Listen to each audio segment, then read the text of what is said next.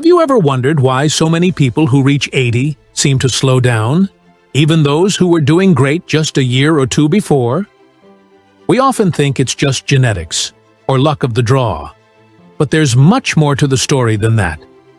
In this video, I'm going to share 5 surprising reasons that explain why many older folks struggle to stay healthy and active past 80. These aren't the usual things you hear about, like diet or exercise. These are deeper factors that most people miss, even those who've done everything else right.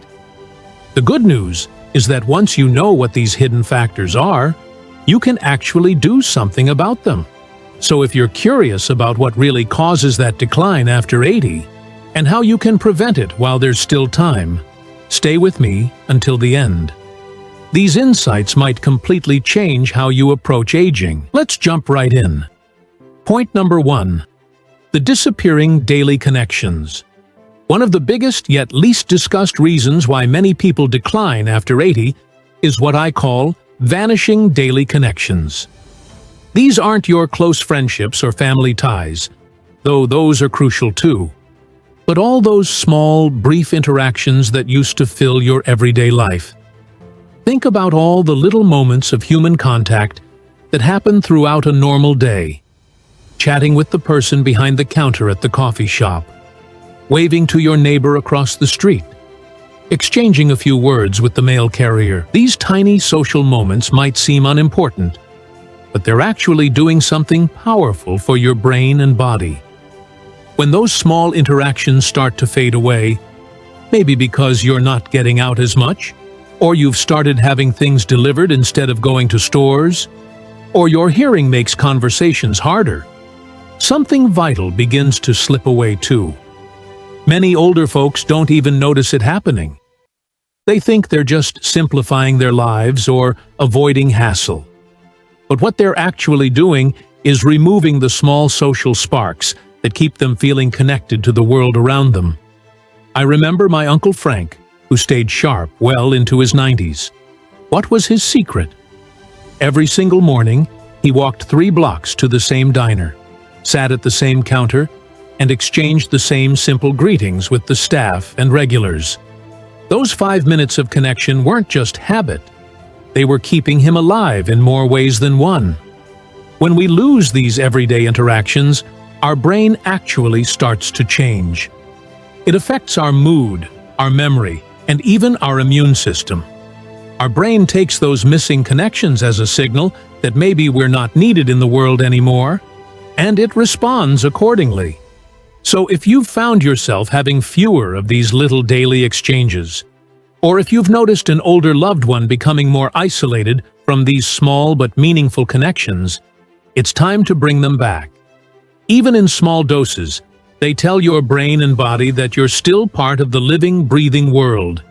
And that message is incredibly powerful medicine. Point number 2. The caution trap. The second hidden reason many people don't thrive past 80 is something that actually starts with good intentions: being careful. But there's a big difference between being reasonably careful and falling into what I call the caution trap. It often starts with a scare, maybe a small fall or a moment of dizziness. Nothing serious happens, but it plants a seed of fear. So you decide to be more careful. You stop going for walks outside. You avoid stairs. You sit more and move less. Everyone around you encourages this. Better safe than sorry, they say. But here's what nobody tells you. When movement stops, strength disappears. And not just in your legs or arms, but in your balance, your coordination, your ability to catch yourself if you do stumble. Your body isn't like a car that lasts longer if you use it less. It's the opposite. It's designed to keep moving. I saw this happen with my neighbor Martha. She was active and independent at 80, but after one minor fall that didn't even cause an injury, she became ultra cautious. Within just 6 months, she'd lost so much strength that simple things like getting up from a chair became difficult. The caution that was meant to protect her actually made her more vulnerable. The muscles that keep you stable, especially your core muscles, start to weaken quickly when you stop using them. And when they weaken, your balance gets worse, which makes you even more cautious, which leads to less movement. It's a downward spiral. Now, I'm not saying you should ignore real risks. Use handrails, wear good shoes, clear pathways in your home. Be smart about it. But there's a world of difference between managing risk and letting fear take over your life. If you've noticed yourself or someone you love doing less, not because they can't, but because they're afraid something might happen, that's a red flag. Moving with care is wise. Stopping movement altogether is dangerous. Keep moving, even if it's gentle, even if it's slow. Your body remembers what you ask of it, and if you stop asking, it assumes you don't need those abilities anymore. And if you're finding value in these insights, please comment. Thanks below to let me know you're with me. Don't forget to subscribe and hit the bell so you don't miss future videos that could help you or someone you love stay healthy longer. Your support helps us create more content like this. Point number 3. Mixed up day and night signals.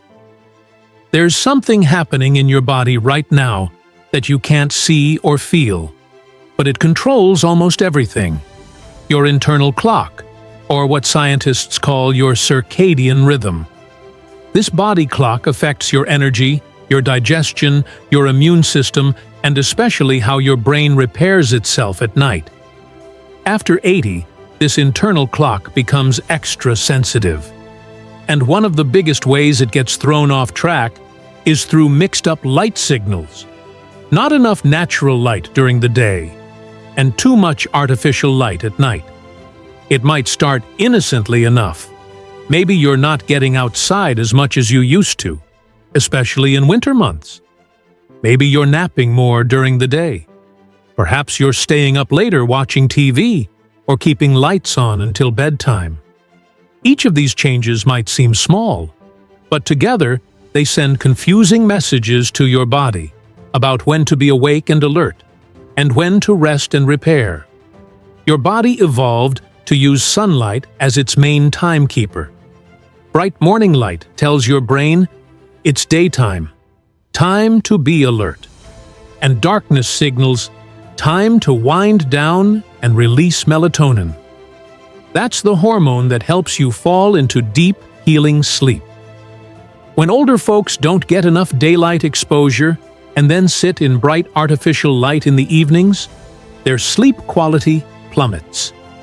And poor sleep doesn't just make you tired, it affects memory, mood, and even how well your immune system works. I remember when I was very young, my grandmother complained many times about waking up at 3 a.m. every night and not being able to fall back asleep. What changed her situation? 20 minutes of morning sunlight on her face, even just sitting by a bright window, and dimming the lights in her house after dinner. Within a week, she was sleeping better than she had in years. This is something simple that makes a huge difference. Make sure you or your elder loved ones get some bright natural light exposure early in the day, every day. And in the evenings, start dimming lights a couple hours before bedtime. Keep screens to a minimum after sunset. Your body's internal clock is the conductor of a complex symphony of health, and light is how you set that clock. Point number 4. The medicine puzzle. The fourth hidden reason many people struggle after 80 has to do with what's in their medicine cabinet. Now, I'm not saying medications aren't important. They absolutely are. But what happens when you've been taking multiple medications for years, prescribed by different doctors who may not always communicate with each other?